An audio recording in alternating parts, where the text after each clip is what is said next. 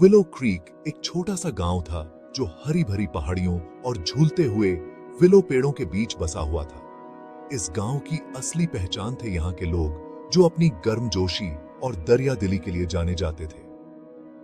Willow creek में जिंदगी बहुत ही सरल थी, हर दिन एक जैसा। यहाँ के लोग कुदरत के साथ मिलजुल कर रहते थे। उनकी जिंदगी मौसमों के बदलते रंगों जैसी थी। हवा में हमेशा हंसी की गूंज और ताजी बेक्ड ब्रेड की खुशबू रहती थी। विलो क्रीक एक ऐसी जगह थी जहां हर कोई एक दूसरे को नाम से जानता था, जहां घरों के दरवाजे हमेशा खुले रहते थे और दिल हमेशा मेहमान नवाजी के लिए तैयार। विलो क्रीक में ऐसा लगता था जैसे समय भी धीरे चलता हो, जिंदगी की छोटी छोटी खुशियों को और भी खास बनाता हुआ। यहां जिंदगी की रफ्तार धीमी थी, जिससे लोगों को शांत मनन और एक दूसरे के साथ खुशियां बांटने का वक्त मिलता था।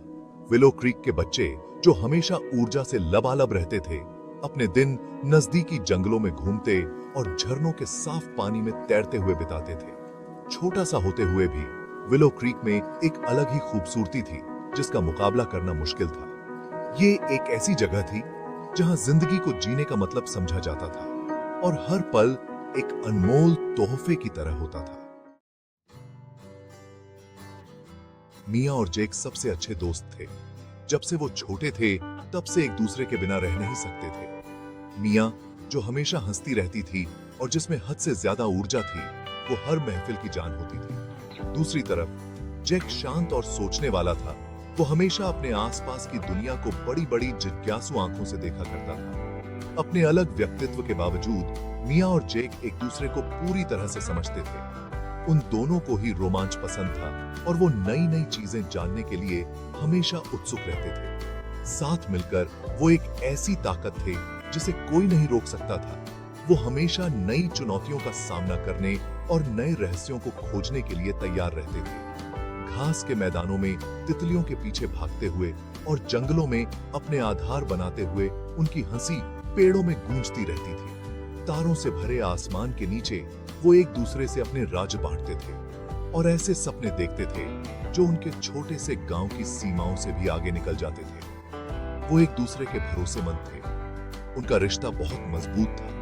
उनकी दोस्ती उनकी छोटी सी जिंदगी में एक गर्मजोशी और रोशनी की किरण की तरह थी। विलो क्रीक के किनारे पर रहस्य के साए में ढकी हुई एक पुरानी वीरान मिल खड़ी थी। ये मिल कब से यहां थी ये किसी को याद नहीं था। इसकी टूटी फूटी दीवारें बीते जमाने की दास्तान सुनाती हुई सी लगती थीं। गांव वाले इस मिल के बारे में धीमी आवाज में बात करते थे। उनकी आवाज में डर और उत्सुकता का मिश्रण साफ झलकता था। इस पुरानी मिल के इर्द गिर्द दंत कथाएं और अफवाहें ऐसे घूमती थीं जैसे इसकी टूटी हुई खिड़कियों से हवा सीटी बजाती हुई गुजरती हो। कुछ लोगों का कहना था कि यहाँ एक ऐसे मिल मालिक का भूत रहता है जिसकी मौत समय से पहले ही हो गई थी। कुछ और लोगों का दावा था कि इसकी चूं चूं करती जमीन के नीचे एक खजाना दबा हुआ है। इन कहानियों को सुन सुनकर मियां और जेक का दिमाग भी उत्सुकता से भर गया था और वो इस मिल के रहस्य की तरफ खींचे चले आते थे। वो घंटों इसकी धूल भरी खिड़कियों से झांकते रहते थे, इसके रहस्यों को उजागर करने की कोशिश करते हुए।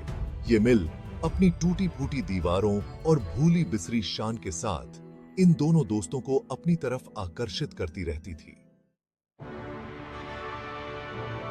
एक खिली धूप वाली दोपहर को जब मियां और जेक नदी के किनारे खेल रहे थे तो उन्हें एक पुराने चमड़े के कवर वाली डायरी मिली जो एक पुराने ओक के पेड़ की जड़ों के नीचे छिपी हुई थी। ये डायरी, जिसके पन्ने पुराने होने की वजह से बहुत पतले हो गए थे, ऐसा लग रहा था जैसे उन्हें अपनी तरफ बुला रही हो। अपने दिलों की धड़कन तेज होते हुए महसूस करते हुए उन्होंने डायरी खोली और पढ़ना शुरू किया। ये डायरी एक ऐसे युवा लड़के की थी जो कई साल पहले विलो क्रीक में रहता था। अपनी साफ और सुंदर लिखावट में उसने मिल को डर की जगह नहीं बल्कि एक ऐसी जगह बताया था जहां सिर्फ और सिर्फ अजूबे ही अजूबे थे।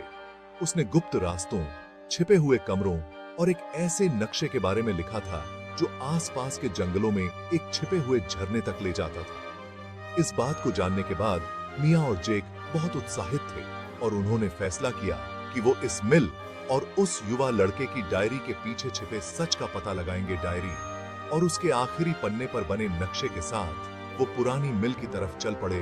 उनके दिल उत्साह और थोड़े बहुत डर से भरे हुए थे। जो रोमांच उनका इंतजार कर रहा था वो कुछ असाधारण होने वाला था।